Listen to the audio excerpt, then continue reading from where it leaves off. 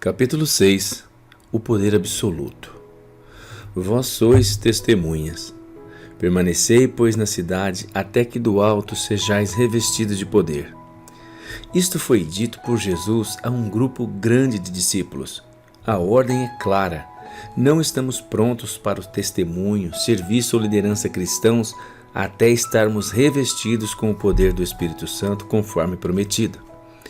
Houve uma tremenda diferença no ministério dos discípulos antes e depois de o poder tê-los envolvido e revestido. Jesus lhe dissera que o Espírito Santo já estava com eles como seus discípulos. Quem não tem o Espírito Santo não pertence a Cristo. Existe, no entanto, uma enorme diferença entre ser um discípulo habitado interiormente pelo Espírito e ser revestido do Espírito, cheio do Espírito, capacitado pelo Espírito. O Espírito deve penetrar e possuir todo o nosso ser. Ele deve controlar-nos com toda a sua soberania. Ele deve permear a nossa personalidade. Ele deve acrescentar uma dimensão de poder sobrenatural. Não basta dizermos que desde o Pentecoste todo cristão tem o poder do Espírito. A pergunta é: você e eu estamos apropriando-nos plenamente do poder à disposição nossa?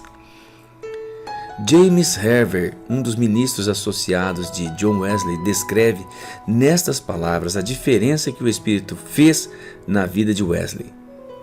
Enquanto sua pregação fora antes como um disparar de uma flecha, com toda velocidade e ímpeto dependentes da força do seu braço ao curvar o arco, agora ela era como uma bala de rifle, toda a força dependendo do poder e precisando apenas de um toque do dedo para descarregar.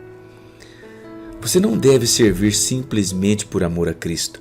Você deve servir na autoridade de Cristo, com a sua pessoa dedicada a Cristo.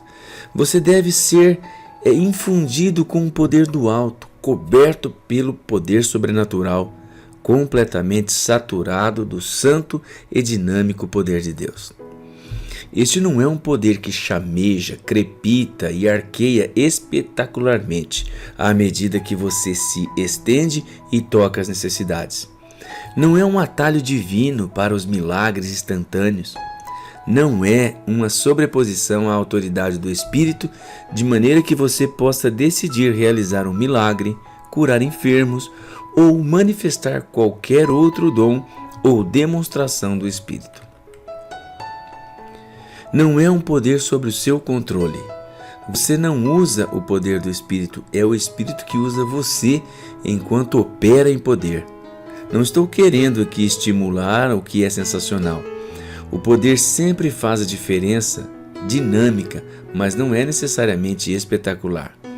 A pessoa revestida com o poder do alto, embora ainda um filho dependente de Deus, está capacitada a viver e servir num novo nível de eficácia dada pelo Espírito. Não é a eficácia da pessoa, mas a eficácia de Deus operando através dela.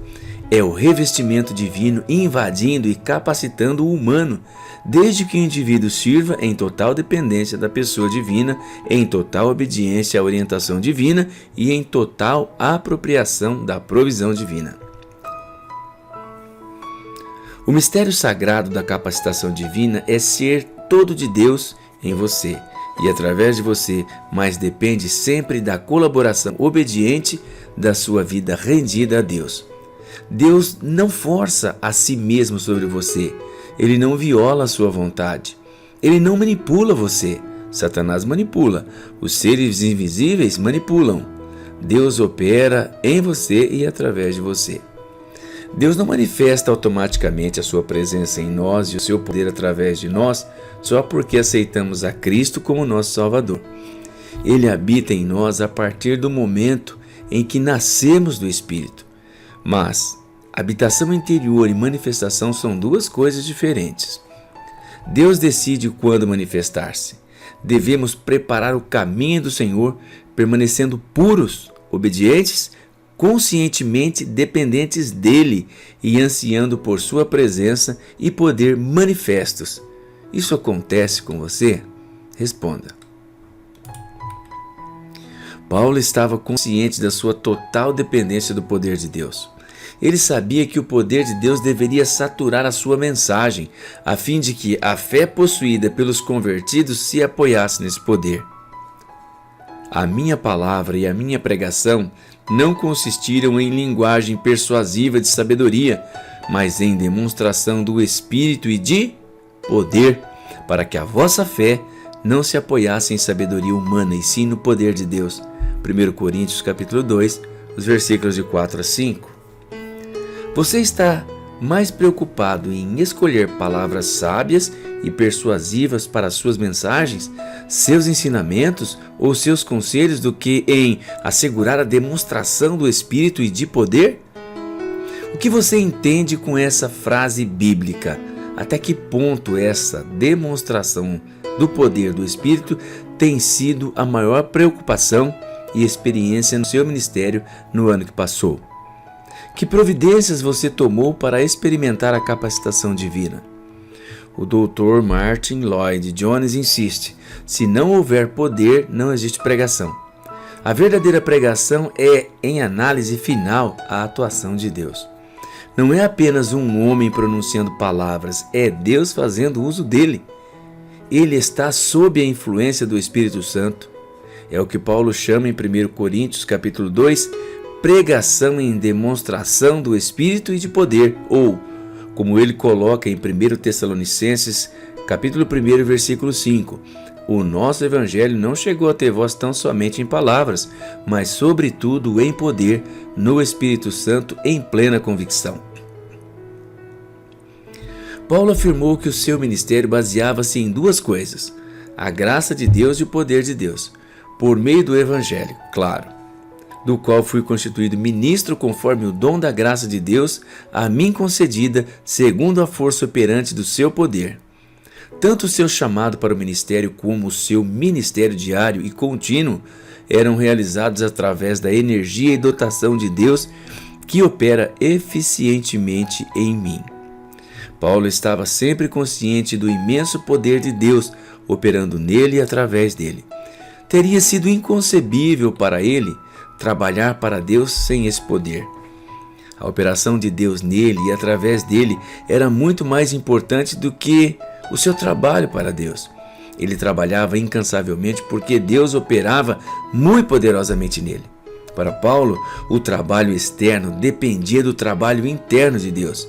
Ele só podia fazer para Deus aquilo que Deus fazia nele e através dele. Não existe outro caminho para um ministério eficaz. Somos tolos ao pensar que treinamentos, habilidades e experiência constituem uma alternativa para o poder de Deus. Não existe alternativa. O poder de Deus não nos torna passivos. Longe disso. O imenso poder de Deus foi a razão de Paulo trabalhar dia e noite com uma intensidade à qual se referiu como esforço. Me afadigo esforçando-me o mais possível, segundo a sua eficácia que opera eficientemente em mim. Colossenses 1:29. O termo grego é agonizomai, e a palavra usada para os competidores nas Olimpíadas gregas era essa. Pode ser traduzido como lutar, travar forte conflito, combater, esticar cada nervo para alcançar um objeto. A ideia envolve trabalho, perseverança e o máximo de esforço. O poder de Deus não opera quando Paulo permanece passivo. Paulo trabalha para ganhar todos os que puder para Cristo e para apresentar todo o homem perfeito em Cristo. É para isso que ele se esforça, agoniza, luta, exerce seu máximo esforço com toda a eficácia de Cristo, que opera eficientemente em mim, em Paulo. Ele imediatamente acrescenta: gostaria, pois, que saibais quão grande luta venho mantendo por vós, que grande agonia por causa deles. Esta é a única maneira de assegurar resultados, segundo o Novo Testamento. Devemos fazer o melhor de nós. Deus merece o melhor de nós, mas devemos ser revestidos, cheios e saturados com o poder do alto. Devemos ser vencidos pela energia divina derramada sobre nós e operando através de nós.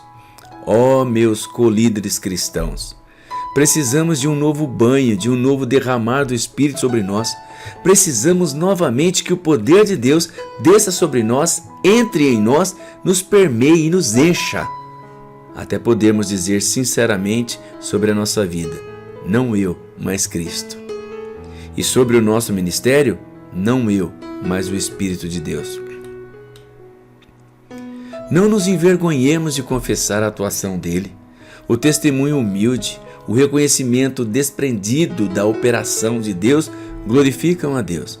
Mas, no momento em que nos gabamos, tocamos a glória de Deus com nossas mãos indignas ou nos tornamos autoconfiantes e tomamos como certo o poder de Deus.